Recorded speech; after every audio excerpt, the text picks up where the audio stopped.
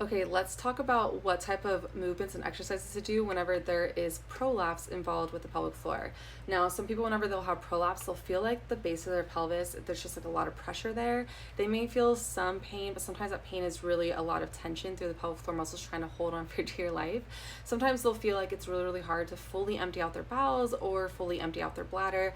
Sometimes they'll feel that pressure as like they're upright for a really, really long time, or they'll feel it whenever they go and sit down. They just feel like things are kind of like hanging out and they kind of have to push things back in.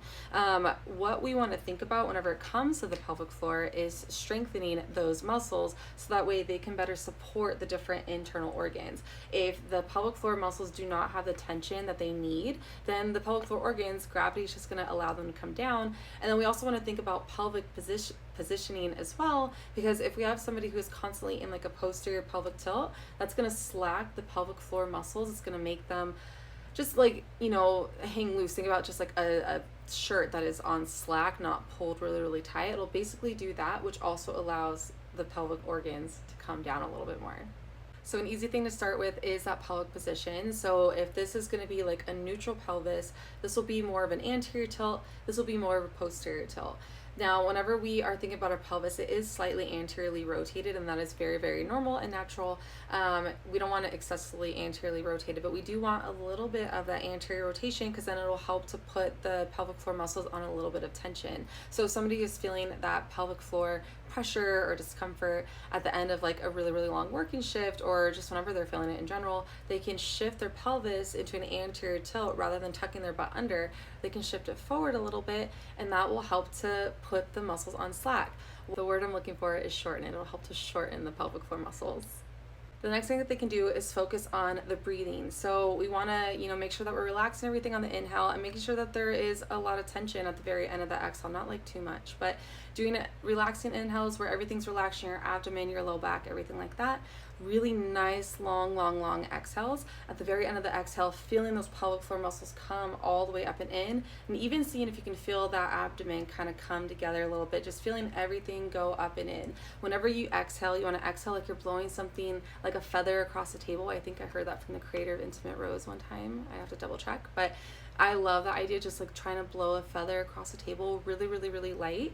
And then you'll feel everything just slowly come up and in. That exhale should be like 15 seconds long, if not even longer than that. And you're not forcing it all out. You're not seeing a ton of, rectus abdominis, or rather you're not seeing a ton of the obliques in action. You're just seeing nice, slow push up on the transverse abdominis, the deepest layer of the core, as you exhale. The next thing I think about is going to be the strengthening component, and I love teaching patients about the overflow strength, all the fascial connections that go to the pelvic floor. I always let them know, these are the pelvic floor muscles, but they have fascial connections, and if a patient doesn't know what fascia is, if you don't know what fascia is, fascia goes over every single muscle and it connects one muscle to the next muscle to the next muscle. So you can think about it like a train. If one part of the train is moving over here, it's going to pull on the other part of the train. And so we want to think about that type of train, those types of fascial lines, as we try to strengthen out our pelvic floor. You can do this with glute strengthening because there are some there's the hip rotator that is a part of that pelvic floor muscle, but the fascial connections do connect to that pelvic floor. You want to think about that transverse abdominis strengthening, so that core that wraps all the way around the pelvis. You want to try and strengthen that because that is a part of that deep core. Whenever that transverse abdominis is a part of the pelvic floor contraction, you're getting a way stronger pelvic floor contraction than just trying to voluntarily contract the pelvic floor muscles on their own. The other thing is balance challenges. So whenever you feel like you are like falling forward, falling backwards, if you close your eyes and somebody tips you over, if you're on an unstable surface, those types of things will also help you out with the pelvic floor contraction. And whenever we use our little feet muscles or foot intrinsic muscles, those also have fascial connections like all the way up through the pelvic floor. You can even think about what your jaw is doing. So rather than having your mouth open the whole entire time that you are doing an activity, you can either do that forced exhale like that, or if you're doing something where you're trying to inhale, keep your mouth closed and keep your tongue at the roof of your mouth. So a little bit of that like closed glottis position. It has to be slightly open for you to be able to take air in, but a little bit of that closed glottis position, so that way you do have that more tension throughout the entire deep core. So let's go over a few examples of exercises that you can do to stimulate the glutes, to stimulate that core, to stimulate, those balance challenges.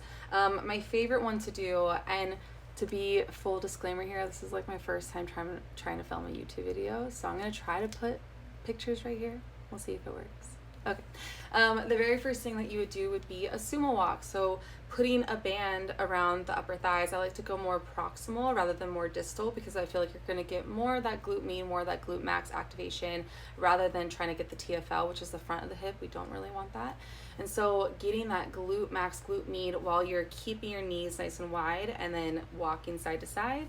I like to use a glider underneath my foot whenever I do that. And if somebody doesn't have a glider at home, they can just do it on a hardwood floor or like tile while wearing socks. But I like to do the glider because then I'm less likely to use my TFL and my hip flexors to try and stabilize the pelvis, and I'm more likely to keep my glute med and glute max activating while I'm going to the side. Another example is doing more like anti-rotation transverse abdominis strength. So doing like a pal-off press or pale-off press. I've heard it said different ways, but you have, you know, your sport cord or resistance band being pulled from the side, and you walk out to where you feel that little bit of resistance, and then you slowly push out, and then you slowly pull back. You exhale whenever you do the push, because whenever we exhale, that pelvic floor and core will recoil and come together to push the air out. And then you can also include some rotation, because a little bit of that rotational core strength will help out with that better abdominal balance, trying to make sure that we're getting the rectus or the internal obliques and the external obliques along with the transverse abdominis while we're doing our different activities. And then another example of that is doing like a single leg toe touch squat with a little bit of resistance. So I automatically want to do balance challenges like standing on an Eric's pad or standing on like a pillow and just really being unbalanced while you try to do different activities. But when somebody does have prolapse and they really do have those weak pelvic floor muscles, being able to stand on one leg and doing things one-legged is really, really challenging, but it's absolutely necessary. And the majority of what we do in our day does require a lot of one-legged stances. So I like to work up towards that. And I like to use the resistance band again to try and strengthen out the lateral glutes, so that way we can get some of that engagement rather than working on the deep OI muscle. I'm not trying to have like all of a sudden too much tension in the pelvic floor. I'm trying to keep a balance throughout the whole entire pelvis, but still also doing a little bit of that single leg toe touch motion, so that way there is more of that single leg input happening without the whole entire leg like being off the floor.